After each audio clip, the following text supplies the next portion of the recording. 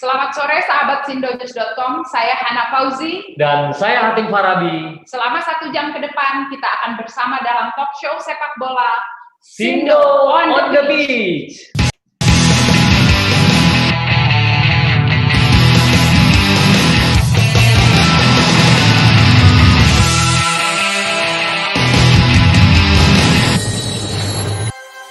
Masih dalam rangkaian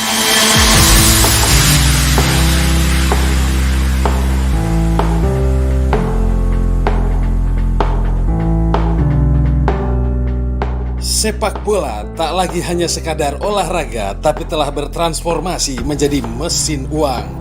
Nilai transfer pemain yang selangit dan hak siar pertandingan yang mencapai miliaran pound per musim kompetisi membuat bisnis si kulit bundar menjelma menjadi industri raksasa dalam 2 dekade terakhir. Itu belum termasuk pemasukan lain bagi klub, antara lain penjualan tiket dan merchandise. Apa saja faktor kuat penggerak pusaran ekonomi sepak bola? Kita bahas bersama dalam Sindo on the Pitch, ekonomi dan si kulit bundar.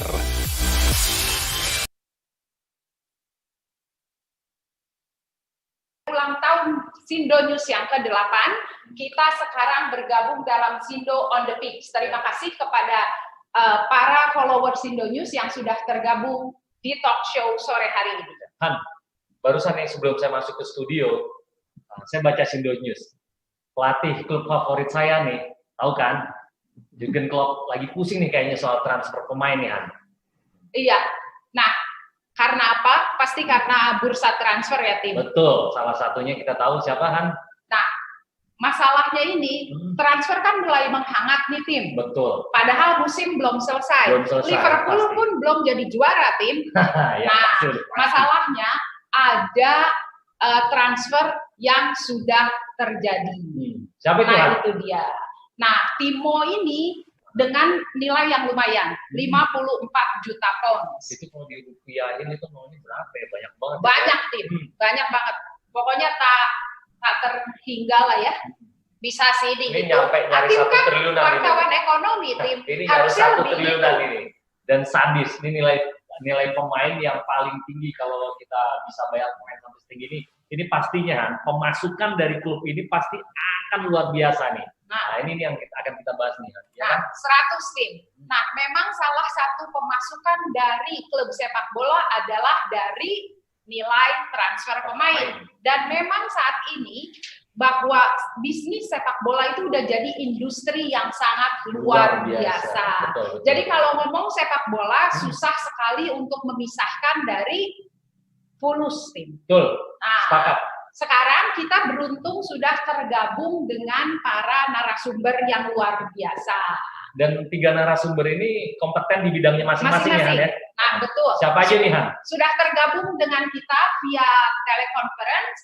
Ada Yang pengamat sepak bola yang sudah tidak asing lagi dan sangat luar biasa, kawan lama Bung Wesley Hutagalung. Selamat sore, Bung Wes. Selamat sore. Selamat sore, Bung Wes. Saya dengan Hatim, Bung Wes. Selamat sore 2H. Oke, terima kasih. Yang kedua ada Direktur Utama PT Liga Indonesia Baru atau PT LIB, Bapak Ahmad Hadian. Selamat sore, Pak Ahmad. Selamat sore, Pak Ahmad. Selamat bergabung, Pak Ahmad. Selamat sore, Mbak Hana, Mas Hatim.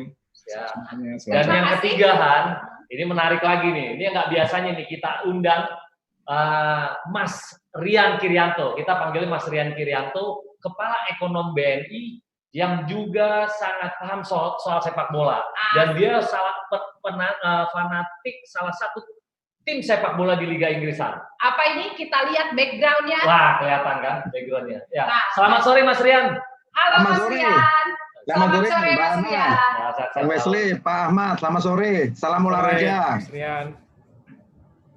Nah, itulah 3 narasumber kita sore hari ini.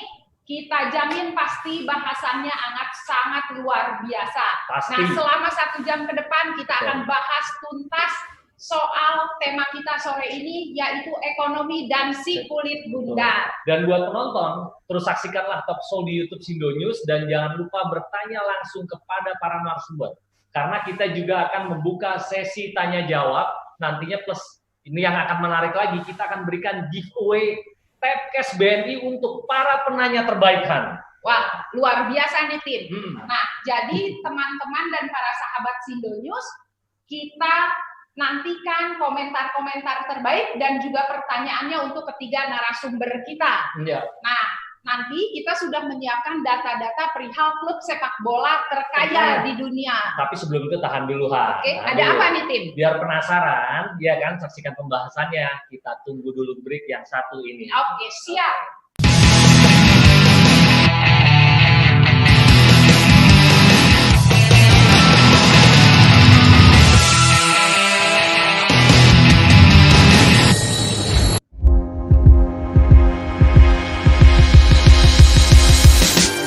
Kupas isu aktual, menarik dan kabar terbaru bersama para figur publik.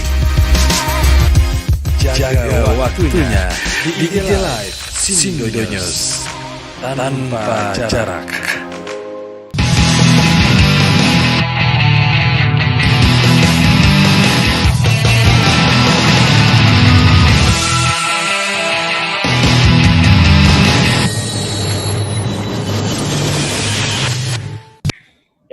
Selamat bergabung bagi sahabat Sindo News yang mulai bergabung. Ya, ngomongin industri sepak bola, Han, yang paling pertama kita bahas cocoknya emang klub terkaya di dunia, Han. Karena semakin bagus finansial, itu pasti akan berpengaruh ke komposisi pemainnya. Betul, Hatim. Nah, kita sudah siapkan data para sahabat Sindo News, klub-klub terkaya di dunia. Biasanya nih, Tim, itu nggak akan geser-geser, didominasi oleh itu-itu saja. Itu aja. Hanya saja mungkin ada pergerakan sedikit. Nah, sepertinya sahabat Sindo sudah penasaran nih, Han. Siapa aja sih 5 klub terkaya di dunia ini, Han? Nah, kita punya datanya nih, Tim. Nah, data terkini atau yang masih bertahan sebagai klub terkaya di dunia adalah klubnya Mas Rian. Masih Manchester United. Okay. Nah, dari data terkini bahwa dia mengumpulkan kekayaan atau biasa disebut dengan most valuable football club itu di angka 6,3 miliar USD. Okay. Nah, lalu ada Real Madrid di posisi kedua, ada 4,2 miliar. Kalau tadi ngitung 54 juta pound saja bingung, apalagi nilai ini. Okay. Nah, lalu ada juga Barcelona di 4 miliar USD, Bayern Munchen 3 miliar USD, dan Manchester City di 2,6 miliar. Artinya masih 5 besar ini masih dikuasai oleh Liga Inggris ya? Ada 2 tim. Liga Inggris ada 2 dari Barcelona. Bang Wes, menarik nih, Han, kalau kita minta komentar dulu dari Bung Wes dulu kayaknya ya. Iya. Bang Wes, gimana nih Bang Wes perihal dominasi klub-klub ini sebagai klub-klub terkaya di dunia? Apa sih rahasianya, Bang Wes? Dan masih oleh 5 besar ini, Bang Wes. Iya, acuannya jelas prestasi, nggak ada bisa kucuk-kucuk. Kita ngomong Manchester City, Liverpool ada di puncak teratas. Tadi saya juga menanya, apakah MU apa City ya yang paling mahal value klubnya, karena secara transfer, secara pengeluaran data, budget itu City luar biasa gedenya. Dan kedua mungkin tim yang mau juara musim ini kan di Inggris, Liverpool. Ya Mas Rian ya. Kalau ini belum apa-apa udah mulai panas nih. Menarik. Nah, kalau kita lihat bagaimana mereka ada di puncak atas, pasti pertama mereka harus lihat semakin mereka sering berada di puncak teratas klasemen, semakin sponsor mau datang. Semakin daya tarik itu akan muncul dari tiket, dari sponsorship, dari hak siar. Apalagi beberapa liga sebelum ada pemerataan kan, yang paling atas apalagi di Spanyol, hak siar Liga Spanyol itu hampir bisa dibilang hanya milik Barcelona dan Real Madrid. Selebihnya dapat sisanya aja, receh-recehnya. Nah, semua itu terjadi karena mereka aktif main juga di Liga Champions. Hampir bisa dibilang nyaris mereka tidak mau lepas dari Liga Champions. Jangan lupa sekali masuk di fase grup Liga Champions, menang aja kan mereka dapat 2,7 euro atau 443 miliar lah sekali menang gitu. Sekali menang. Kalau kita itu mereka sampai final berapa jumlahnya. Itu baru hadiah penampilan yang menurut saya lebih kecil dari uang hak siar TV yang luar biasa gedenya dan dicintai oleh seluruh masyarakat sedunia. kan data mengatakan bahwa setengah dari penduduk bumi ini mencintai sepak bola. Sepak bola. Betul. Betul. Nah, itulah marketnya. Itulah yang menjadi kalau saya sponsor ingin taruh uang saya di MU, saya tahu yang nonton brand saya berapa, dan MU juga tahu, hey sponsor, yang nonton brand kami sekian loh, yang offline, yang online sekian. Jadi mereka punya value yang tinggi untuk memperkuat nilai mereka sehingga masuk dalam bursa tadi tim-tim terkaya tadi. Begitu Hana dan Hatim. Ya, makasih Bung Mas. Ya, menarik ya komen. Betul. Tapi kalau kita kaitkan tadi dengan apa yang diucapkan oleh Bang Wes, kayaknya nggak menarik lagi nih kalau kita minta komen Mas Rian. Kalau kita lihat dari sisi ekonomi, apapun juga nih sebuah klub itu kan juga harus dilihat dari sisi ekonominya. Nah, analisa dari Mas Rian nih kira-kira ke depan ini akan seperti apa kalau kita kaitkan dengan kondisi pandemi sekarang ini? Mas Rian, mungkin bisa minta komennya Mas Rian. Oke, terima kasih. Kalau gitu saya mau izin siapin materi dong. Jangan terlalu lama. Ya. Tolong dibuka untuk saya bisa share ini. Karena ini jawaban saya mengkonfirmasi jawabannya Bang Wesley ini. Wah, menarik. Ini kok nggak bisa, saya mau share ya. Adminnya bisa bantu? Iya, ini sedang dibantu dibuka Mas Rian. Sambil mungkin Mas Rian masih belum bisa ya. Ya, langsung mungkin Mas Rian. Ya. Oke, sambil nunggu, ini sudah bisa.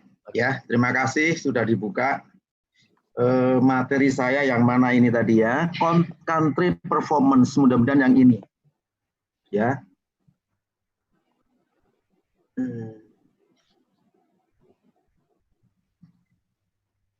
Jadi saya sengaja nyiapin materi ini Bang Wesley sama Pak Ahmad ya, karena ini menarik. Saya mungkin agak menyita waktu lumayan ya 5-10 menit lah. Tapi biar apa yang kita diskusikan itu betul-betul mengena tujuannya. Dan ini untuk bisa mengencourage kita semua ya, terutama jajaran Bapak Ibu pimpinan di PSSI, bagaimana kita memanage sepak bola, klub sepak bola sebagai sebuah industri ya. Jadi saya ambil dari beberapa materi ya, apa relasi antara kondisi ekonomi suatu negara dengan tingkat attractiveness sepak bola itu sendiri. Ya, betul. Ini betul-betul riset yang bagus diambil tahun lalu dan belum ada waktu itu kita belum bicara mengenai COVID-19 ya. Nanti yang saya kasih warna yang beda itulah esensi daripada slide ini. Pertama, menyambung yang disampaikan oleh Bang Wesley tadi. Jadi memang sepak bola dunia itu sudah menjadi industri. Dan sepak bola ini semakin luar biasa karena di backup dengan kuat oleh new media channels. Dengan sosial media, dengan media sosial, dengan kanal-kanalnya, ini membuat euforia sepak bola itu sudah betul-betul mendunia. Ya. Maka catatan yang bawah itu menarik itu. All of that give us a positive outlook for football in the coming years. Jadi outlook-nya ke depan, ya, apakah ada COVID, apakah tidak ada COVID, orang tetap bersukaria dengan sepak bola. Nggak pengaruh ya, Mas Rian ya? Pengaruh. Lihat ini nomor 1 ya, bahwa riset ini mengatakan tahun depan sampai dengan 2022, industri sepak bola tetap akan booming. Wih, luar biasa. Nah, kita sebagai pencinta sepak bola senang sekali didengar hal ini. Betul. Cuman catatan nomor key takeaways-nya Mbak Ana sama Mas Hatim bawah. Takeaway-nya nomor 3 itu, klub harus dikelola dengan profesional. Ini keyword-nya ya. Karena kita mengelola klub itu kayak mengelola korporasi. Ya. Diibaratkan seperti itu ya Mas Rian ya. Betul ya. Bagaimana gairah sepak bola itu terkait dengan kegiatan ekonomi, kegiatan sosial, orang bisa berkumpul, orang bisa bereforia, orang sedih bisa sukacita karena klubnya menang dan sebagainya. Ya, apa yang disampaikan Bang Wesley tadi, coba lihat. Orang seluruh dunia di antara sekian cabang olahraga yang paling dominan adalah football. Betul. Di atas Bang Wesley, betul sekali ya. Football ya, everything is football. Kemudian apa? Football ini, sepak bola ini menjadi industri hiburan, ya, entertainment. Makanya kita tahu pemain-pemain dunia seperti Messi, Ronaldo, etc. itu udah kayak selebritis. Betul. biasa value-nya. Tadi yang disampaikan itu adalah kan nilai asetnya. Kita belum menentukan dengan kewajiban-kewajibannya loh, ya. Makanya ya mungkin kalau dari nilai valuasi asetnya MU paling besar karena akumulasi dari aset fisik sama non fisiknya termasuk brandnya itu kan intangible asset yang valuasinya mahal sekali. Tapi itu juga naik turun teman-teman sekalian. Nah, yang penting juga nih menambahkan dari Mas Bang Wesley tadi, dari mana perolehan profit atau cuan dari klub itu macam-macam. Bisa dari permainannya, bisa dari sponsor, dari televisi, dari merchandise dan sebagainya. Ya, kita bisa lihat di sini nih, lisensi, merchandise segala macam, termasuk hak siar dari televisi. Dan semakin dia bisa bermain di ranah yang ranah global, pasarnya akan luas, akan besar ya. Pasarnya akan luas. Kemudian dia sering melakukan friendly game secara internasional antar benua. Wah, luar biasa. Value-nya naik dan basis penggemarnya baik penggemar atau fans atau member. Nah, karena ada 3 gradasi. Penggemar, fans sama sekedar pehobi itu luar biasa. Dan ini dipicu oleh apa? Ini audiovisual. Televisi, apalagi sekarang kita dengan teknologi sosial media luar biasa. Nah, inilah yang membuat valuasi daripada saham MU itu naik terus. Tapi ini menarik lihat. Jadi betul yang disampaikan Bang Wesley, ketika MU di era Ferguson itu sampai tahun 1999 meraih treble winners ya, wah harga sahamnya naik. Ya kan? Lihat di slide ini.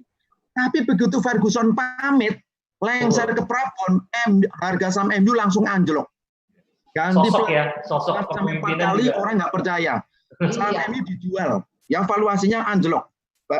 Teman-teman bisa lihat valuasinya dari tahun 2013 sampai ini setahun setelah Ferguson lengser ke Prabon. Luar biasa. Sekarang, Mas Rian tahan dulu nih. Oke. Itu masa-masa dark ages-nya MU ya Mas Rian ya, saat gonta-ganti pemain itu, gonta-ganti pelatih maksud saya. Pak Ahmad harus dikasih kesempatan. Menarik karena tadi Mas Rian menyebutkan bahwa salah satu syarat kita memiliki industri yang luar biasa di sepak bola adalah klub dikelola secara profesional. Ya, kita lempar dulu ke Pak Ahmad ya Mas Rian ya. Gimana Pak Ahmad? Saya cek dulu. Silakan Pak Ahmad. Ya, Pak Ahmad. Izin para senior, Pak Rian. Salam Pak Ahmad. Salam, karena saya orang baru nih, kata wartawan semua, Bapak ini orang baru di bola, dan bola gitu kan, gitu. Memang ada hal yang menarik, Pak. Saya cukup banyak mengamati di olahraga yang lain, itu di Formula One. Katanya get the profit from the wheels, gitu kan, gitu. Sekarang di bola get the profit from the ball, gitu kan, gitu. Memang saya lihat dari ekonomi dan sepak bola ada hubungannya sangat erat. Misalnya contoh, waktu ke zaman kita sekarang, saya waktu itu tidak berharap banyak, waktu kondisi ekonomi kita di PDB atau GDP kita masih $1.000 misalnya per tahun. Sekarang kita sudah 4.000 di middle income gitu, sudah masuk ke middle income. Nah, saya kira sepak bola harusnya jadi lebih baik dan ada industrinya di situ.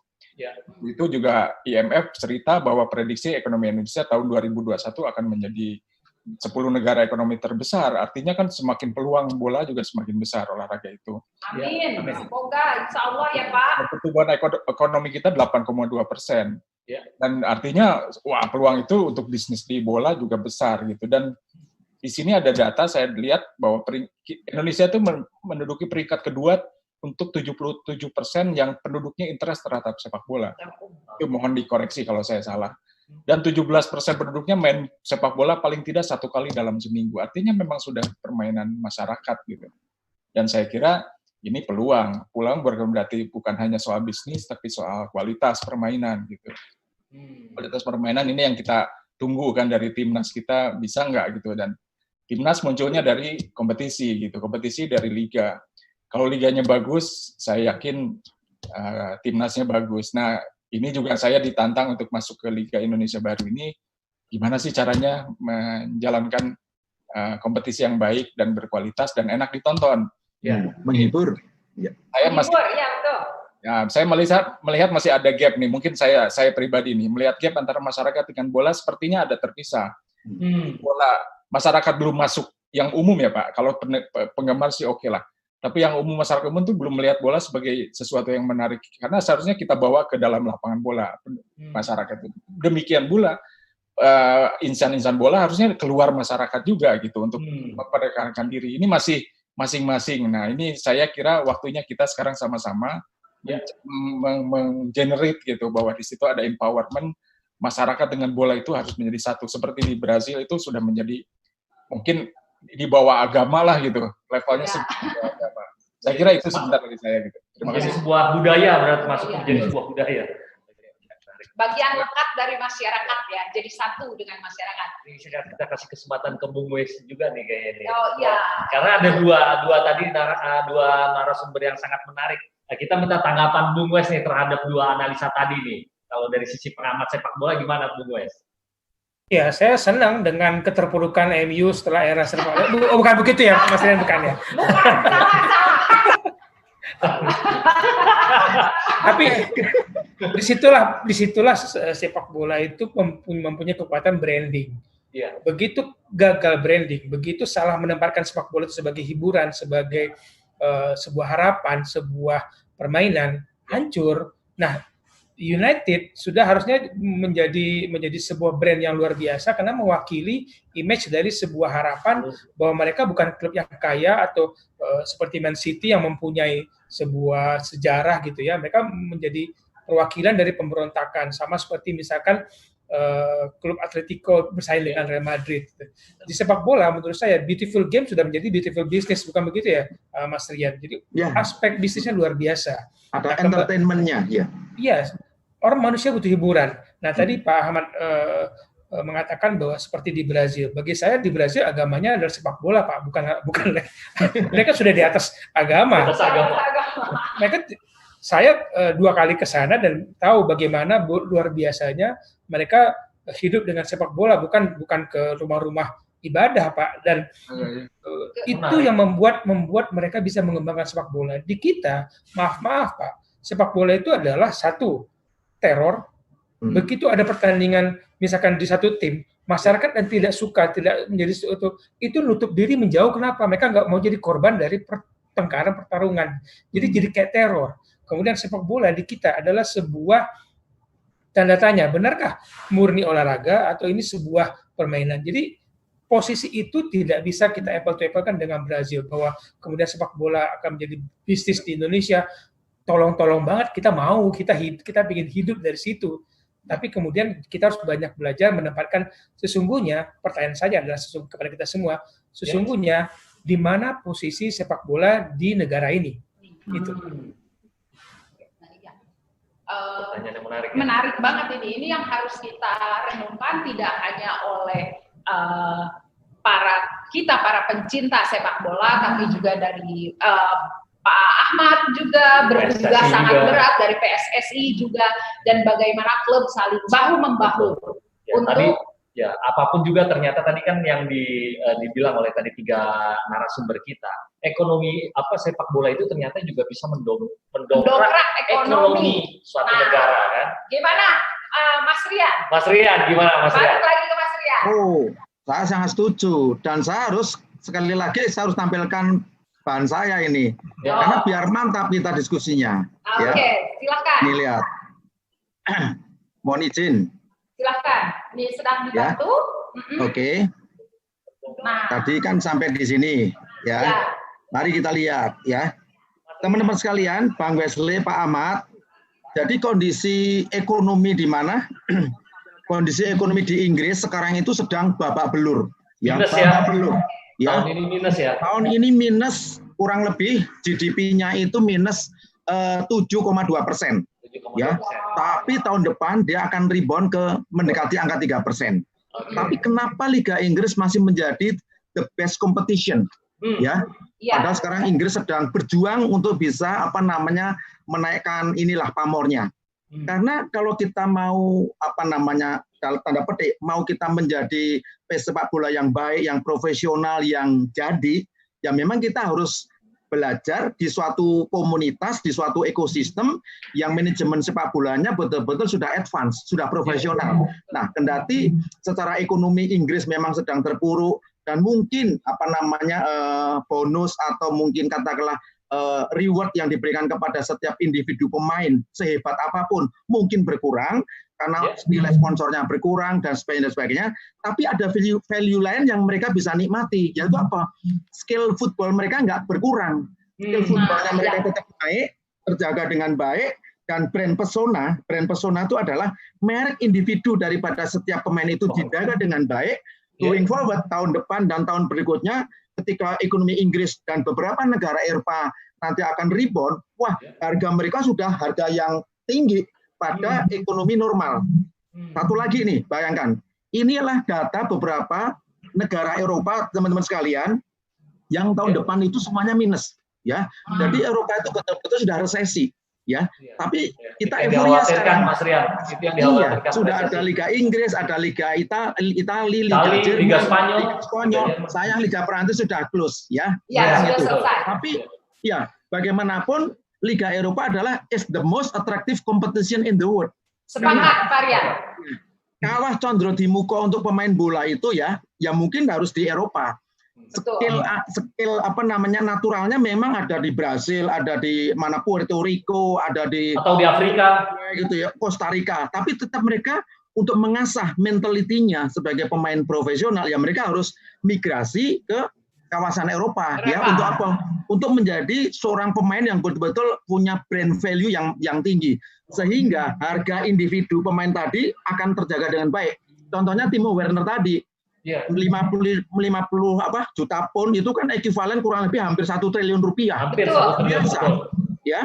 Dan kenapa dia mau main di Liga Inggris? Ya tadi karena apa? Dia lihat masa depan, prospek.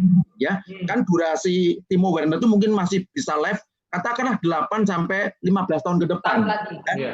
Masih panjang. Jadi dia mungkin berpikirnya adalah juga untuk masa depan tapi juga untuk prospek hari ini, ya. Itu tambahan dari saya untuk tadi menguatkan yang disampaikan Bang Wesley sama Pak Ahmad. Nanti data-data lainnya masih ada lagi nih untuk menguatkan aja. Menarik kan? Menarik. Menarik banget. Ini pembahasannya makin seru kayaknya nih Han ya. Tapi mau nanya juga nih ke Mas Rian. Oh boleh. Silakan. Menarik. Sakit hati nggak dia menolak MU pindah ke Chelsea? Nah, Jadi ini begini. Bang Wes selalu begini. Ya boleh. Ya, gimana Mas Rian? Oh, saya kira enggak, karena kan gini, kita harus di dalam proses apapun, proses transfer pemain itu kan harus menjunjung tinggi yang namanya apa? Dua keyword. Satu respect, kedua fair play. Nah ini dari respect dan fair play lalu menjurus yang terakhir finansial fair play. Finansial fair play. Tujuan saya sebenarnya Mas Rian, apakah brand value MU tidak lagi sekuat dulu dibandingkan Chelsea? Sebenarnya itu tadi hanya gimmick saja soal dia ke MU. Apakah brand value-nya sudah semakin turun gitu? Kita tahan dulu. Ini makin seru ya. Nah, kita tadi karena Mas Rian juga sempat menyinggung soal hak siar, kita juga punya bahasan soal hak siar dan bagaimana di Indonesia. Termasuk juga kayaknya ada sisi menarik tadi yang di Indonesia juga. Ini kan juga bisa, nanti kita bisa minta komennya Pak Ahmad nih, bahwa ternyata sepak bola juga bisa mengangkat ekonomi Indonesia ya. Nanti kita bisa minta komennya juga. Oke, kita break dulu ya Han ya. Siap. Oke. Kita break sebentar. Setelah itu kita akan bahas soal hak siar dan juga bagaimana mendongkrak ekonomi negara lewat sepak bola. Jadi jangan kemana-mana dulu.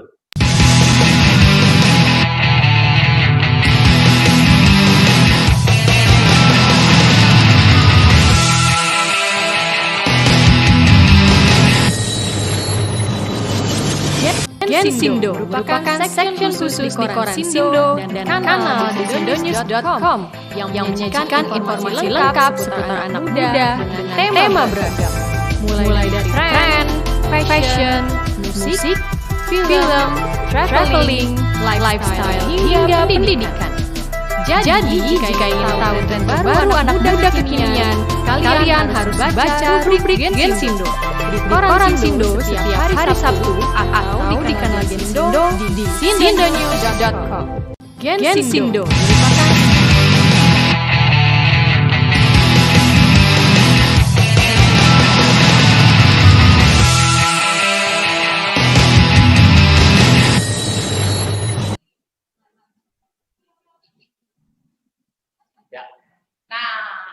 Ini kita ngomongin sesuatu yang nilainya luar biasa, Tim. Ya. Apa Mungkin itu, kalau kita pakai kalkulator itu nomornya nggak akan keluar, nggak akan cukup, ya? akan cukup.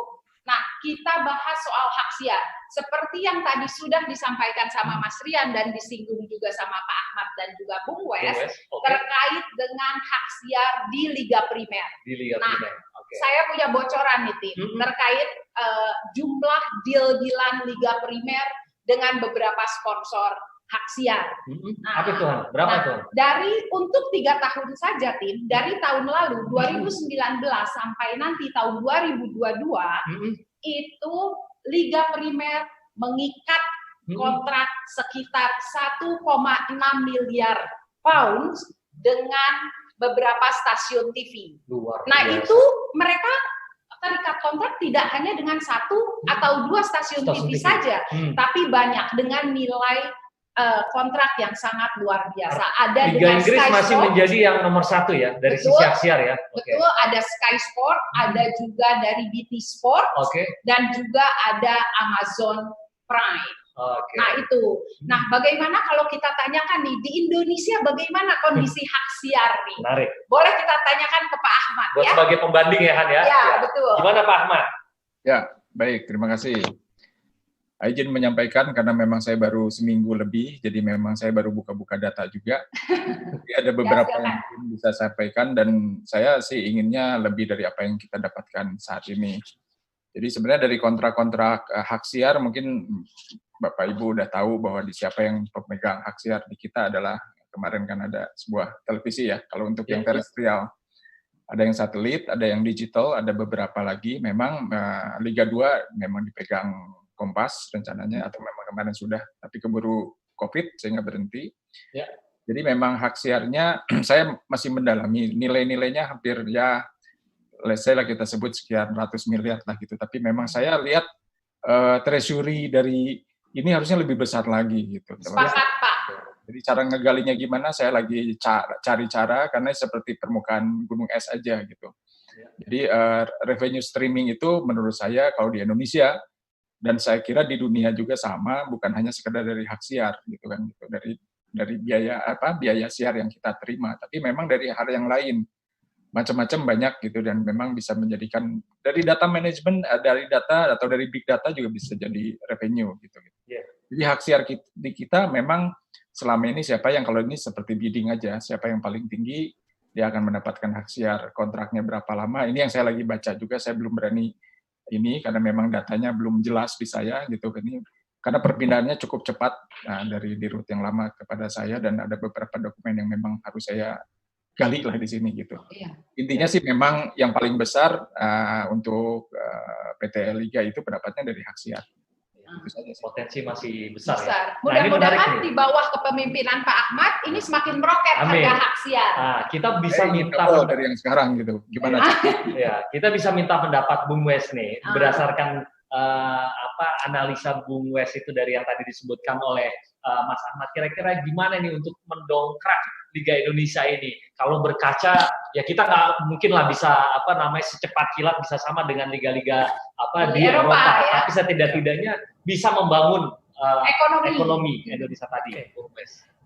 Pertanyaan saya itu, terima kasih ya Pak Ahmad masukannya, bahwa kita ingin sekali hak siar sepak bola kita itu tinggi karena masyarakat kita luar biasa jumlahnya dan pecinta sepak bola, dan sebenarnya kita pasar yang besar. Kenapa negara-negara Eropa lain melihat Indonesia sebagai pasar? Kita kok harusnya melihat kita juga pasar, bukan hanya kita menjadi pion bagi orang lain. Nah, pertanyaan saya ke dua Hana dan Hatim, jujur, Cristiano Ronaldo ganteng apa enggak? Biasa. Waktu di MU belum begitu ganteng Bang Wes. Culun, istilahnya culun. Pas ke Real Madrid kece Bang Wes. Jadi karena udah punya duit. Dengan look dia, dengan look tampilan dia, brand berlomba-lomba menempel ke dia. Tahun 2019 penghasilan dia itu mencapai 109 juta dolar per tahun. Bahkan saya boleh sebut brand nggak sih di dalamnya gitu ya? Boleh, nggak apa-apa. Boleh. Nike kita nggak ada kesepakatan brand soalnya. Bebas. Jadi bebas. Ya, dari 109 itu kan kalau dirupiahkan saya catat tadi 1,5 triliun dia dapat per tahun, 40% itu dari brand. 40% dari endorse. Dari Nike saja dia dapat $1 miliar sampai seumur hidup kontraknya. Artinya semua orang mau menempel di tempat yang harum, yang baik, yang menyenangkan, yang membuat kita senang, bukan kepada yang menakutkan, bukan kepada yang membuat saya kayak menjadi teror, bukan. Nah, kalau ini bisa kita lakukan, lihatlah apa yang terjadi. Saya masih ingat bagaimana dulu RCTI membeli hak siar Liga Italia hanya 300.000 US. Hanya dalam berapa tahun, 10 tahun, 5 tahun, tiba-tiba jadi 3 juta US. Itu sekarang udah luar biasa, udah nggak ngitung lagi. Bagaimana Sky TV membeli hak siar Liga Inggris tahun 2002 itu hanya 300 juta pound. Tiba-tiba 2017 sudah menjadi 8,3 miliar pound. Kan kenapa? Premier League dilihat indah, Premier League harum, Premier League dilihat sebagai tempat yang enak untuk menaruh brand dan jualan, dan semua orang dunia suka melihat dia dengan kemasannya, tampilannya. Bahwa saya menonton Liga Inggris, saya menonton MU, Liverpool, Chelsea, saya bahagia, saya punya harapan, bukan ketakutan. Ini PR, tadi saya katakan. Lalu di mana posisi sepak bola kita untuk menempatkan brand-brand itu semua mau datang ke sepak bola Indonesia? Oh ya, saya mau nempel ke Liga Indonesia. Kenapa? Liga Indonesia penuh harapan, penuh prestasi. Kita nggak usah mau prestasi juara, tapi penuh prestasi jual apa? Memberikan harapan. Hope itu adalah kekuatan besar manusia. Kalau di harapan itu tidak ada di Liga Indonesia, di sepak bola Indonesia, susah ngajak brand masuk. Bukan begitu, Pak Rian? Ya, setuju. Gimana langsung aja? Langsung aja Mas Rian. Analisanya gimana? Langsung ke materinya ini. Langsung silakan Mas Rian. Nih lihat. Jadi Pak Ahmad yang disampaikan betul sekali. Bagaimana sepak bola sebagai salah satu cabang olahraga favorit yang mendunia. Ya. Teman-teman bisa lihat stimulation of the tourism sector. Bayangkan bisa menggairahkan sektor pariwisata. Ya, karena Liga Inggrisnya bagus, Liga Spanyol bagus, ketika kita liburan kita jalan ke sana. Saking menariknya bagi sponsor, sampai-sampai Liga Eropa aja kita tahu persis, misalnya kalau partai-partai yang vital big match itu tiketnya dikendalikan oleh para sponsor. Iya kan? Tiketnya juga harga premium lah. Tapi dari sepak bola ini, teman-teman sekalian, kita bisa lihat, selain mendukung sektor tourism, job creation, menciptakan tenaga kerja, ya kan? Kemudian apa? Mengundang investasi, menaikkan pajak, dan ada ini sektor hospitality. Ya, hospitality itu apa? Ada hotel, ada restoran, ada kuliner, orang beli merchandise dan sebagainya. Turunannya luar biasa ya, Mas Rian. Turunannya luar biasa. Mari kita lihat ini, yang menarik, data menarik ya. Mohon maaf Pak Bang Wesley, ini masih ngomong mengenai tetangga yang berisik ya ini. Mari kita lihat ya, bagaimana negara Inggris itu memberikan apresiasi awarding kepada pemain-pemainnya. Dua tokoh ini sampai memperoleh gelar apa? Sir. Itu luar biasa. Ya, karena apa? Mengharumkan nama negara, namanya Inggris Raya. Ya, Bobby Charlton, kemudian Alex Ferguson. Nyusul nanti ada David Beckham dan sebagainya. Dan lihat pemain yang paling the most appearance. Kita lihat paling atas ada Ryan Giggs, kemudian Brian McClure dan seterusnya. Dan jangan heran, ini nilai evaluasi orangnya ya itu luar biasa. Nggak percaya, mari kita lihat. Lihat, ini penerus daripada Ryan Giggs. Ya, ini penerus daripada Ryan Giggs. Lihat. Berapa kita harus membeli brand seperti ini? Bayangkan ini. Ya, hanya untuk kita datang ke Old Trafford, ke Carrington, kita bisa begini coba. Luar biasa coba. Betul. Bagaimana saya dilatih oleh Mourinho dan saya digoblok-goblokin, kamu kurang kreatif katanya. Mantap nih. Ini dari sisi pendapatan Pak Ahmad, pendapatan dari merchandise. Kita hanya datang ke sana itu udah bayar berapa pun, ya kan? Iya. Lihat, sampai kita dibikin spanduk, padahal ini kan akal-akalan aja. Iya, pendapatan. Lihat. Jersey saya bersanding dengan Pogba, Rooney, Ibrahimovic, Martial yang tadi hat-trick 3-0. Ya kan? Luar biasa. Betul. Bayangkan. Ini adalah salah satu peluang ya Pak Rian yang bisa diimplikasikan betul sekali. Ini bisa kita create dan kita bisa. Betul. Bagaimana saya menjadi pendamping daripada Zlatan Ibrahimovic. Starting 11, Seminti. Kan luar biasa. Saya harus bayar untuk berbuat seperti ini, Bang Wesley, Pak Ahmad. Ya, luar biasa lihat. Nah itulah. Kemudian sekarang penggunaan teknologi, ya kan? Jadi semua pakai macam-macam, itu juga value daripada sepak bola itu sudah betul-betul luar biasa. Saya sepakat dengan Bang Wesley tadi, valuasi daripada klub-klub sepak bola itu ya, yang di Eropa terutama itu naik terus ya. Karena menjadi kiblat pesepak bola internasional, yaitu harus ke Liga Eropa. Dan terutama adalah ya tadi, either Liga Inggris atau mungkin Liga Spanyol atau mungkin Liga Jerman, satu lagi Liga Italia. Nah, belakangan baru Liga Perancis ya. Nah, ketika mereka sudah kepala tiga, mereka masih punya eksistensi, baru mereka masuk ke Liga Segunda. Ya misalnya main di MLS lah di US ya kan, atau main di Arab Saudi. Atau main di Qatar misalnya, enggak apa-apa. Yang penting kan masih cuan, tapi apa? Ya tadi eksistensinya masih live gitu. Kalau perlu main ke Shanghai Cina misalnya, enggak apa-apa. Jadi betul ini memang sepak bola itu kalau dikelola dengan baik, dengan profesional dan orang-orangnya pun harus baik, ya orangnya harus baik sehingga kita sebagai publik, sebagai penggemar, sebagai masyarakat kita betul-betul merasa trust, ya kita trust. Kalau kita trust pasti kita support. Ya apapun pasti akan dukung ya. Kita akan berbondong-bondong ke GBK ya. Karena pikirannya tadi yang Bang Wesley sampaikan, kita akan menonton sebuah tontonan sepak bola yang menarik, menang kalah urusan belakangan, tapi di sana ada sportsmanship, ada sportivitas dan juga ada fair play sekaligus kalah menang luar belakangan. Kalah menang kita tetap tos, kita tetap ketawa bersama, kita tetap peluk-pelukan. Nah itu indah sekali. Mudah-mudahan dengan pimpinan Pak Ahmad kita akan ke sana. Ya, amin. Ya. Artinya berarti Han, artinya banyak ada PR besar ya Han ya. Ada PR besar untuk Liga Indonesia nih. Terutama mendorong tadi poinnya itu, mendorong sepak bola klub-klubnya itu meracik menjadi manajemen yang profesional. Itu poinnya di situ ya. Oke, Han. Sebenarnya masih banyak ya yang mau kita tanyakan ya. Tapi kita harus memberi kesempatan dulu nih ya. Karena kita itu tadi sudah janji kepada para sahabat Sindonews yang menyaksikan acara ini, kita akan memberi peluang ke mereka untuk bertanya. Nah, kita harus bacakan pertanyaan-pertanyaan dari sahabat Sindonews. Dapat apa itu Han? Karena apa? Kita ada tap cash dari BNI untuk para penanya yang beruntung. Yang beruntung. Apa aja tuh Han? Siapa aja? Nah, kita ada pertanyaan dari Miriam. Nah, pertanyaannya adalah kapan nih? Kayaknya dia udah sangat rindu menyaksikan klub sepak bola Indonesia mapan secara ekonomi. Nah, ini sesuai dengan tema nih. Iya, sesuai dengan ekonomi. Walaupun tadi sudah agak disinggung-singgung ya Hatim. Nah, kita pengen tahu nih kira-kira kapan sih? Karena kita sama-sama gergetan ya Tim. Ini yang pas nih kayaknya Pak Ahmad nih yang harus menjawab nih. Silakan Pak Ahmad. Baik, terima kasih. Kalau kapan, saya pengennya kemarin gitu kan. Saya kira sama. Jadi memang industri bola, saya refer lagi ke olahraga yang lain gitu, yang sama seperti bola, permainannya hanya 1,5 jam, tapi itunya ramainya 3 hari gitu, seperti Formula One gitu kan gitu. Dan itu keluarga yang nonton, bawa karavan, bawa apa, dan saya sih pengen begitu. Jadi yang nonton bola bukan sekedar para hooligans gitu, para itu penggemar fansnya langsung, tapi keluarganya bisa ikut.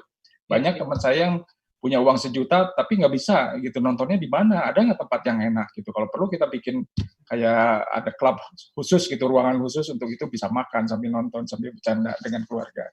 Saya kira itu seperti berwisata ya.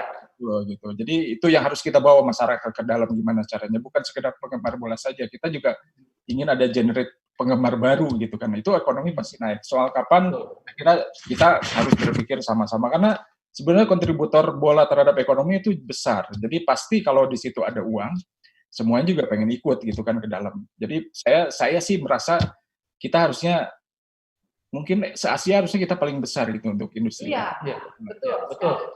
Jawaban sepakat itu. Kalau saya ditanya kapan, saya dari kemarin pengennya itu. Iya.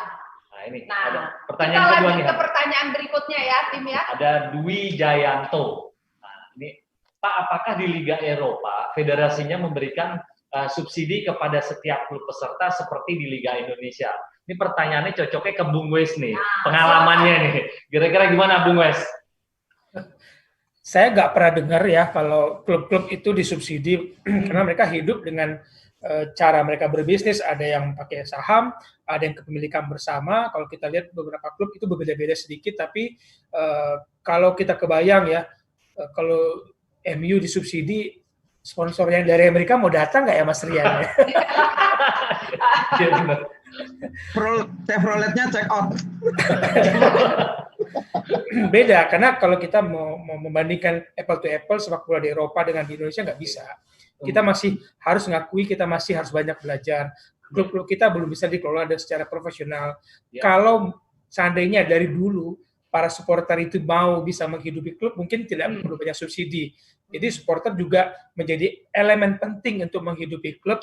Plus tadi, kalau saya sponsor, saya akan nempel ke klub-klub yang ada di kota saya. Ketika saya misalkan pengusaha tebu, saya pabrik tebu, saya akan cari klub yang ada di karena itu representatif warga saya, itu representatif manusia yang di sekitar itu. Dan kalau itu semua merasa sama, masing-masing klub itu hidup kok di kota-kota itu. Bahkan kalau kita lihat ya di Spanyol itu ada Real Madrid, Atletico Madrid, Rayo Vallecano, Getafe, ada berapa lagi 5 tim besar di kota Madrid, ibu kota itu, tapi semuanya hidup karena semuanya memiliki fans yang loyal untuk menghidupi mereka. Ada yang besar, ada yang kecil, ya tentu saja. Keikutsertaan penggemar atau penonton itu emang poin penting ya, Bung Wes ya, untuk membangun klubnya ya. Sangat. Kalau kita lihat sekarang ya, tahun 2005, sorry kalau saya menyebut pengalaman, 2005 saya ke markas latihan Real Madrid ketika yang bukan yang sekarang, yang jauh sekali ke melewati perkampungan Gipsy di tempat latihan timnas. Begitu saya datang ke sana, itu yang penontonnya bukan orang Spanyol, nonton Real Madrid latihan dari Jepang, dari Korea dengan bawa koper dari airport, mereka nonton bayar 6 euro. Luar biasa. Itu pemasukan juga kan. Pulang mereka bawa jersey berapa biji. Kita ingat Cristiano Ronaldo, jersey dia tahun pertama saja sudah terjual 1,2 juta pieces. Tahun pertama Cristiano Ronaldo di Madrid, yang beli mungkin banyak orang Jepang, orang Korea itu. Iya. Dirupiahkan itu kalau nggak salah satu kaos itu 1,4 sampai 1,5 juta ya satu kaos ya. Perputaran uangnya luar biasa, hanya dari merchandise dan menonton latihan tadi. Baru satu itu ya. Itu fans club yang memberikan uang kepada klub kan gitu ya. Nah, kita berharap Indonesia begitu juga. Iya, kita berharap begitu Bung Wes. Nah, ada juga pertanyaan dari Bakti, ini soal sepak bola ini dikeluhkan sebagai industri karena menjadi eksklusif, mewah, dan juga kurang ramah supporter katanya. Nah, dengan anjloknya pendapatan akibat dari COVID-19 pandemi ini, apakah bisa sepak bola lebih merakyat? Nah, kita kasih kesempatan ke Mas Rian nih kayaknya cocok. Mas Rian nih agak tricky soalnya tadi bawa-bawa pandemi Mas Rian. Gimana Mas Rian? Baik. Yang pertama sebetulnya secara sosiologis cabang sepak bola itu cabang olahraga yang sifatnya itu merakyat. Jadi sangat egaliter ya. Nyaris batasan-batasan maaf kata orang kaya, orang setengah kaya, orang tidak kaya itu nggak ada di dalam sepak bola. Khususnya ya. Rata sama ya? Sama. Saya bisa bicara gini karena Bang Wesley, saya ingin melaporkan bahwa 2 anak saya, Yohanes dan Christopher, itu sejak kecil udah masuk SSB Asiop. Pelatih pertamanya adalah almarhum Bang Roni Patinasarani. Sampai terakhir dilatih oleh Bang Yayan Tumena. Ya, cuma karena sekarang sudah kuliah, jadi mereka harus keluar Jakarta, selesailah itu. Tapi di situ saya bisa merasakan getaran atau denyut nadi daripada orang-orang di komunitas sepak bola. Jadi betul-betul sangat egaliter ya. Kita bisa istilahnya itu kalau bahasa Jermannya itu guyup rukun gitu ya. Ya itu luar biasa. Nah, bahwa memang ada ada semacam 1-2 yang mungkin membuat keributan atau keonaran itu di mana-mana ada. Ya, kelompok-kelompok maaf kata tanda petik hooligan itu ada. Cuman kalau kita potret dari kacamata yang besar, salah satu cabang olahraga sepak bola itu sebetulnya cabang olahraga yang membuat orang itu punya ikatan kesatuan dan persatuan yang kuat ya. Makanya kalau Bang Wesley misalnya sangat City mania misalnya, ya kita bisa hargai.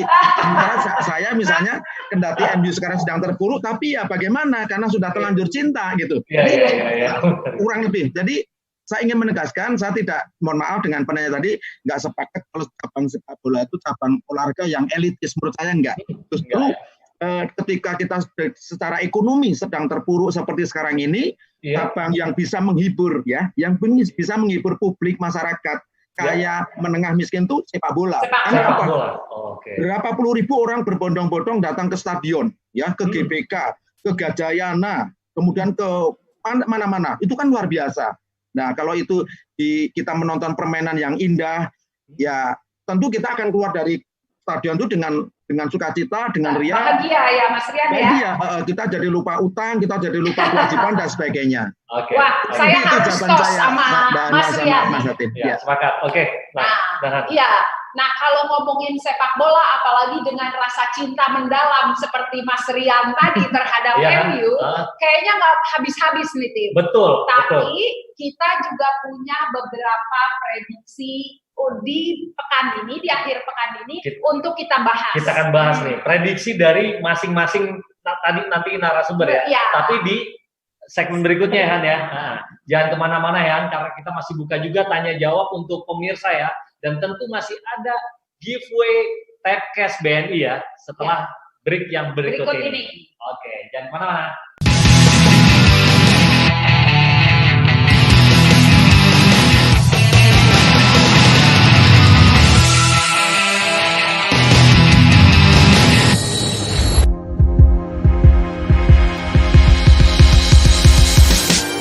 Kupas isu aktual, menarik dan kabar terbaru bersama para figur publik. Jaga waktunya di IG Live Sindo News tanpa jarak.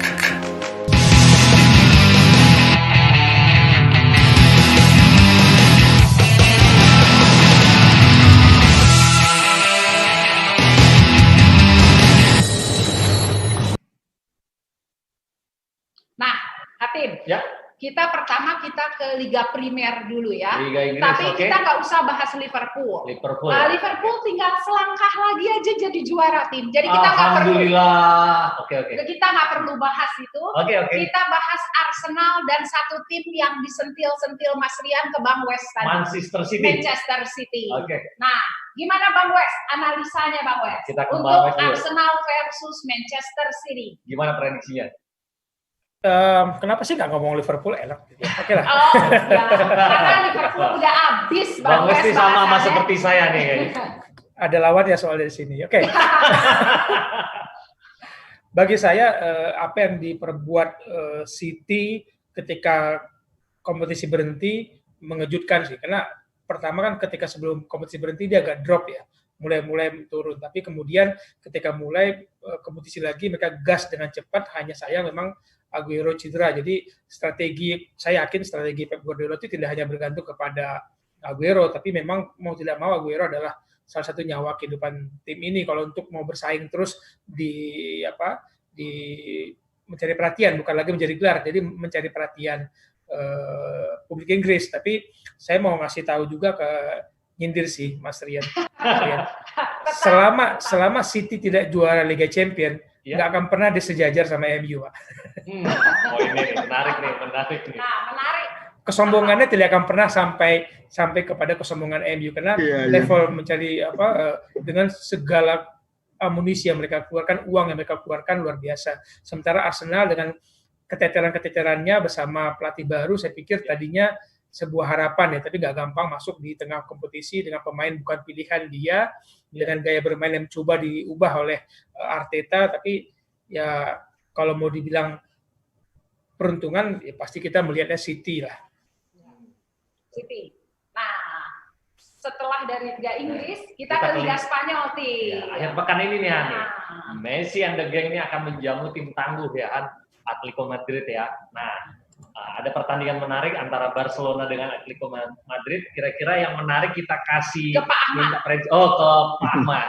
Kira-kira gimana prediksinya Pak Ahmad? Nah, kita juga belum tahu nih sebenarnya Pak Ahmad supporter dari tim mana ini sebetulnya. Jangan-jangan Liga Indonesia sejati nih kayaknya. Oke, Pak Ahmad. Kalau untuk Eropa, saya kira saya cukup merata nih. Jadi saya tidak berani ngomong siapa yang paling baik menurut saya gitu. Karena saya senang dengan semuanya. Mau Spanyol, Itali, mau Jerman, saya tonton semua. Liverpool aja Pak. Liverpool Iya, aja. Bang Wes mencari dukungan ternyata. Udah 2 nih soalnya di sini nih. Oh gitu. Ya ikut aja deh yang paling banyak di sini. Ya, kalau prediksi Barcelona dengan Atletico Madrid kira-kira gimana Pak Ahmad? Prediksinya? Ya, saya sih masih melihat Barcelona yang paling. Masih melihat Barcelona ya. Barcelona ya. Nah, Dia sudah punya mental juara yang cukup bagus lah. Nah, ini yang Barcelona berarti ya, Pak Ahmad. Nah, juga, ada pertandingan juga nih yang MU nih, yang harusnya kita minta komentar apa dari Mas Rian. MU melawan apa ya ini nanti? Jadi gini, soal terkait pertandingan Manchester United ini, MU ini udah dari beberapa pekan lalu sebelum COVID, MU itu sudah tidak punya kan sama sekali untuk berjaya di Liga Primer. Maaf nih ya. Mohon maaf ya Mas Rian ya. Mohon maaf Mas Rian. Jadi mereka punya peluang untuk mengangkat trofi di Piala FA. Oke. Nah, nanti akhir pekan ini mereka akan bertemu dengan Norwich. Gimana nih Mas Rian? Prediksinya gimana Mas Rian? Saya kira kalau kita bicara di FA Cup, apakah di Liga Primernya, bagi MU, setiap partai adalah final. Nah, ini yang mati. Setiap partai adalah final. Yang kedua, seperti saya nasihatkan kepada Mas Hatim, tidak usah memikirkan klub lain. Pikirkanlah diri sendiri. Fokus. Jadi, sekiranya punya probabilitas untuk bisa merengkuh trofi FA Cup, lakukan yang terbaik. Karena itulah sebetulnya salah satu menunjukkan tadi disampaikan Bang Wesley, salah satu jati diri sebuah klub itu kalau bisa mengangkat trofi, ya. Sehebat apapun, sekaya apapun klub itu, tapi kalau tidak pernah atau absen selalu di dalam mengangkat trofi, mohon maaf, wah ya orang mikir gitu loh. Nah, yang terakhir terkait dengan match antara MU dengan The Canary, ya Norwich The Canary, saya kira bagaimanapun probabilitasnya 75% untuk MU, 25% untuk Norwich. Dimanapun mainnya, apakah away, apakah home, saya kira karena apa? Skuadnya memang sedang on fire. Dan kebetulan saya bilang sama si Ole, don't sing the winning team. Ya, pertahankan ini. Karena yang 3-0 hat-trick itu luar biasa. Karena ketika grafiknya sedang naik, emosionalnya sedang naik, jangan diganggu. Ya, apalagi jangan lupa ini Mas Hatim, Mbak Ana, sekarang kan double breaknya kan 2 kali, kemudian boleh berganti pemain sampai 5. Nah, itu harus betul-betul dioptimalkan, ya, dioptimalkan dengan baik. Karena kita masih akan terus melalui perjalanan terjal, kita masih akan ketemu dengan klub-klub lain yang kadang-kadang itu target klub lain itu yang kategori mediocre itu yang penting menang sama MU. Boleh kalah sama yang lain, asal jangan sama MU. Gitu loh intinya. Itu Bang Kalau Wesley. prediksinya Mas Rian sampai akhir musim untuk Liga Inggris, kira-kira MU di urutan keberapa nih Mas Rian? Saya kira kalau untuk Big Four masih bisa ya. Probabilitasnya kuat sekali ya. Karena even sekarang si biru masih ada di depan ya dengan delta 3 poin. Tapi ya tadi, tetap fokus, jangan sampai kita membuat kesalahan sekecil apapun. Ketika Anda membuat kesalahan sekecil apapun, maka lawan akan menghukum Anda, ya, sampai peluit panjang berbunyi, kan gitu Bang Wesley. Ya. Kalau prediksi untuk Liga 2020-2021, kan nanti kan pasti akan bersaing dengan Liverpool yang sekarang yang udah pastikan menjadi juara Liga Inggris. Gimana menurut Mas Rian? Saya kira landscape-nya relatif tidak berubah, ya, relatif tidak berubah. Cuman satu pertanyaan besar saya. Ini bisa direspon Mas Bang Wesley, bagaimana dengan kondisi City nanti? Karena dengan ban 2 tahun tidak boleh berkiprah di Liga Eropa, tentu mungkin ini akan mengurangi ya spirit atau motivasi atau ya mungkin pengabdian dari sebagian bintangnya. Ini mengganggu pikiran saya Bang Wesley. Karena lalu MU seolah-olah jalan sendiri nanti, ini nggak baik ini. Sebuah liga yang harusnya tuh sangat sulit diprediksi ini menjadi udah jelas ini. Paling yang mungkin dari Liverpool, satu lagi dari Carrington gitu. Tapi ya ini tolong nanti dijawab Bang Wesley ya. Ya, Ya. mudah-mudahan ini. Ya. Ini Nah, Bang Wesley Efeknya ditantang nontek. nih. Kita minta komen dulu sebentar, Bang Wes ya. Ya. Gimana Bang Wes? Pertanyaan saya sih, Mas Rian, apakah Pep Guardiola akan masih di City musim depan? Kalau godaan ke Juventus akan membuat dia beralih dan makin terpuruklah City dan makin tersenyumlah Mas Rian melihat tetangganya yang berisik itu. Nah, Bang Wes, Cocok. kemarin ini kan City pernah nyari gara-gara dengan memasang iklan raksasa yang sangat besar, di mana bertuliskan Manchester is blue, katanya. Nanti mungkin akan balik lagi, Manchester is red. Ya, namanya perang kata-kata, perang branding itu wajar dan bagaimanapun juga kalau kita ingat City juara musim lalu, perayaannya kan sungguh menyedihkannya untuk melihat sebuah klub merayakan gelar juara hanya begitu. Mereka harus membuat menarik atau mengembangkan brand mereka di masyarakat bahwa kalian tuh ikut kami yuk, City juara loh. Itu pasti mereka lakukan dimanapun. Jadi budget promonya City jauh pasti lebih besar dibandingkan budget promonya MU karena MU dia bergerak aja udah promosi. Nah City dia harus mengeluarkan effort yang lebih besar untuk melakukan branding positioning.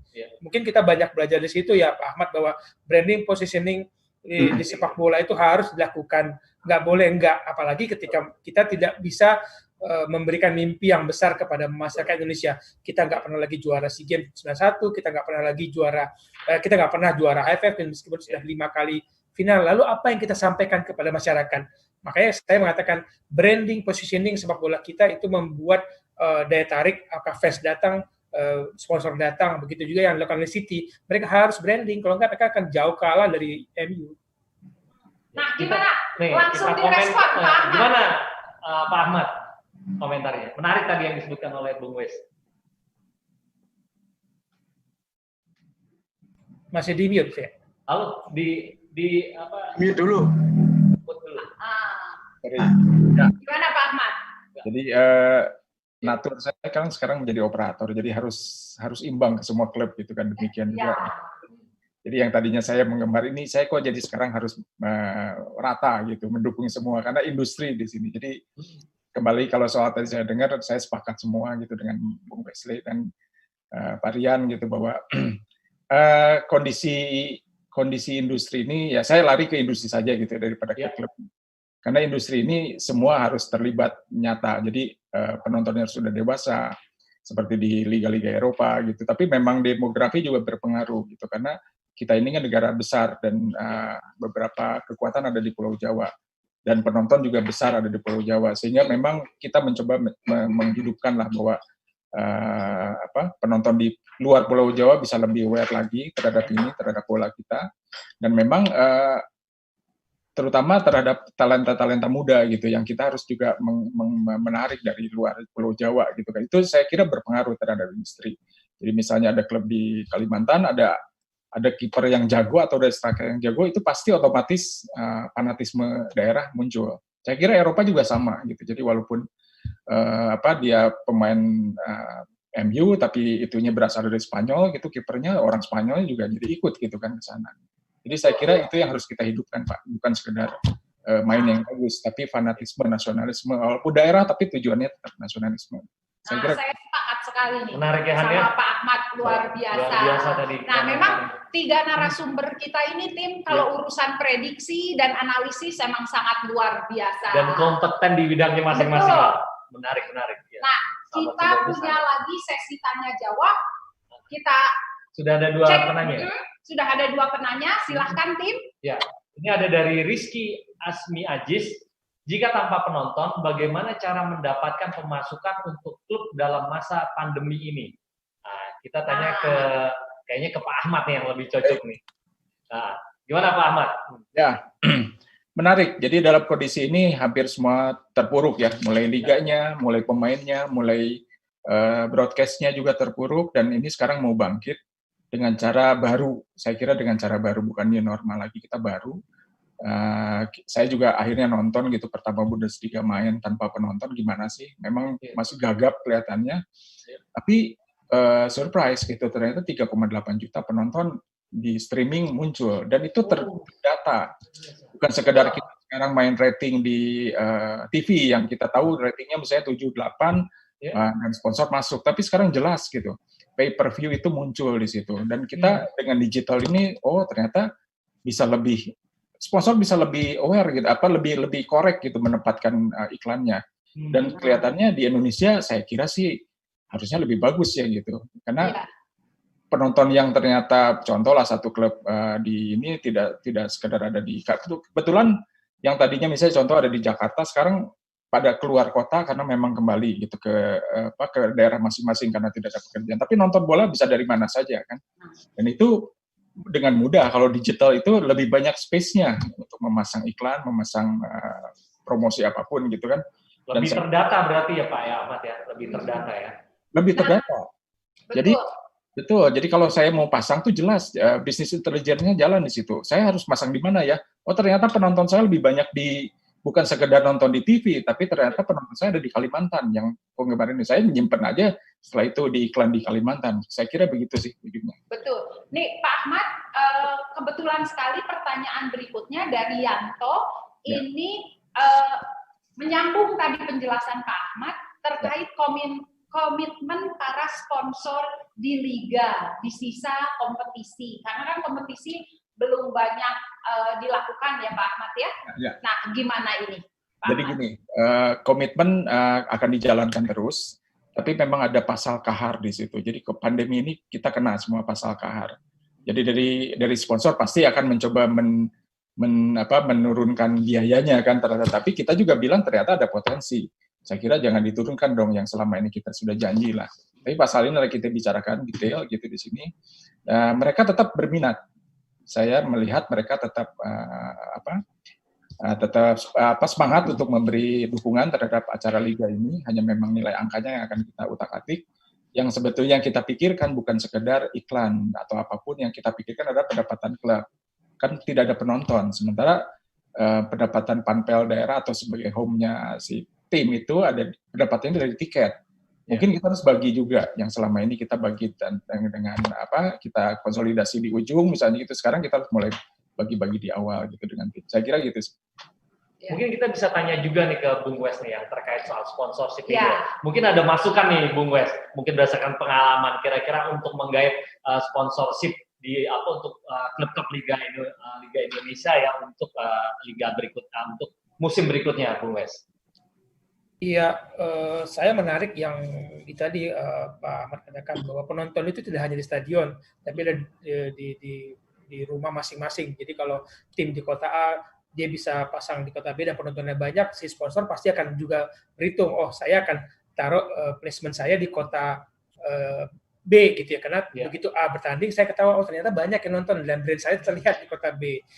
Mengacu kepada penonton digital, baru-baru ini kan muncul data bahwa pertandingan Everton melawan tim yang akan juara musim ini itu ditonton oleh 5,5 juta orang. Itu terbanyak di pertandingan TV, mengalahkan big match Liverpool, MU berapa tahun sebelumnya. Ternyata kerinduan itu ada. Nah, kerinduan itu adalah potensi yang luar biasa menurut saya. Orang Indonesia rindu, haus sepak bola, harus pintar. Tapi jujur perbandingannya terlalu jauh kalau kita membandingkan situasi Eropa dengan kita. Karakter cara kita nonton bola beda, cara sponsor kita beda. Saya yakin mungkin Pak Ahmad saat ini pusing. Kenapa? Sponsor yang tadinya komitmen, dia juga mengalami masalah dengan pandemi ini. Pasti pendapatan mereka berkurang. Tidak ada perusahaan yang tidak terkena, kecuali mungkin perusahaan-perusahaan aplikasi yang membuat kita meeting terus-terusan ini, mereka dapat keuntungan. Tapi yang lain pasti terkena, dan wajar dong mereka meminta keringanan, sama seperti beberapa perusahaan memotong gaji perusahaannya, mem-PHK karyawannya, semua kena. Dan pasti itu berdampak. Jadi tidak bisa apple to apple mengatakan, di Eropa begini, di Indonesia begini. Mengurus sepak bola Indonesia itu menurut saya 1000 kali lipat lebih susah dibandingkan mengurus sepak bola di Eropa sana yang sudah mapan, dan mereka menempatkan sepak bola sebagai sarana hiburan dan prestasi. Kita belum menemukan di mana posisi itu. Kalau sudah menemukan posisi itu, strategi marketingnya saya yakin teman-teman kita seperti Mas Rian dan kawan-kawan, begitu mereka tahu positioning sepak bola Indonesia, strategi marketing langsung jalan, dan Pak Ahmad dan kawan-kawan tidak akan susah untuk jualan dan membantu klub-klub untuk hidup dengan strategi-strategi yang sesuai cocok untuk kita. Nggak bisa dibandingkan apple to apple dengan Eropa. Betul. Nah, menarik sekali ya tim ya. Nah, ini kita minta pendapat Mas Rian juga nih kayak terutama dari perspektif korporasinya korporasi. nih. Ya. Gimana Mas Rian? Baik, terima kasih. Jadi yang disampaikan Pak Ahmad betul, Bang Wesley juga betul. Nah, sekarang ibaratnya saya sebagai pelaku ya, kalau katakanlah saya ingin membeli paket sponsor, maka mungkin term and condition-nya harus di-adjust atau disesuaikan dengan situasi sekarang ya. Misalnya sebuah partai pertandingan tanpa penonton, tapi kan masih bisa live ya melalui televisi, melalui live streaming dan sebagainya. Maka kalau kita sebagai user, sebagai penonton atau pemasang sponsor, mungkin dari pihak PSSI bersama klub-klub itu harus bersepakat bagaimana atribut-atribut dari sponsor, brandnya, corporate brandnya itu bisa nempel di jersey dari setiap setiap klub itu. Bisa di sebelah kanan lengan, bisa kanan kiri, bisa di dada, bisa di punggung dan sebagainya. Dan itu dengan standing posisi kamera televisi yang betul-betul harus betul-betul namanya angle-nya itu fokus ya. Kita lihat belajar dari bagaimana televisi fotografer di Eropa itu bisa stand out, memfokus misalnya ketika seorang pemain bintang itu disorot mukanya, kemudian ke bawah sampai semua bodinya. Jadi brand-brand korporasinya itu tercapture. Nah, ini valuasinya luar biasa. Jadi memang harus dilakukan adjustment ya, term and condition daripada struktur sponsornya diubah sehingga pihak penyelenggara juga istilahnya itu diuntungkan, pihak pemasang sponsor juga diuntungkan. Karena bagi sponsor itu yang dibeli kan sebetulnya brand valuasi daripada merek korporasinya atau merek produknya yang tertempel baik di jersey maupun di running tag ya, running tag di televisi, running tag di stadion maupun di mana itu giant television yang ada di stadion dan sebagainya. Itu bisa dieksplorasi, bisa dieksploitasi dan ada value-nya. Nah, dengan cara ini saya kira ini sebuah terobosan ketika kita menyaksikan pertandingan tanpa penonton karena situasi sedang extraordinary. Saya kira itu yang bisa ditambahkan ya. Menarik. Nah, ini emang kita beruntung sekali ya sore hari ini karena 3 narasumber ini memberikan penjelasan yang luar biasa. Pencerahan yang sangat luar biasa. Saya pikir sahabat Sindonews itu, waduh, senang banget sore hari ini. Nah, memang kalau misalnya udah bahas sepak bola dengan para ahli seperti ini, nggak kelar-kelar, selalu menarik. Nah, tapi gimana waktu sudah harus memisahkan kita dan kita bisa akan bikin lagi di edisi berikutnya nih dengan narasumber yang luar biasa ini 3 narasumber kita ya. Nah, terima kasih banyak Bung Wesley. Terima kasih Bung Wes.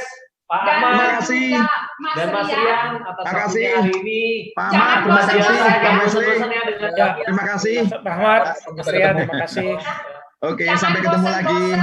Untuk selalu menjadi narasumber di Sindo on the Pitch. Dan tentunya Han, dengan tema-tema yang nanti akan aktual, tema-tema yang pasti menarik bagi sahabat-sahabat Sindonews ya. Betul. Nah, para sahabat Sindonews.com, terima kasih untuk menyaksikan Sindo on the Pitch minggu ini. Kita akan kembali di minggu depan, tapi untuk para penanya yang tadi dibacakan akan mendapatkan hadiah Tabcast dari BNI dan oleh tim kami akan dihubungi secara langsung.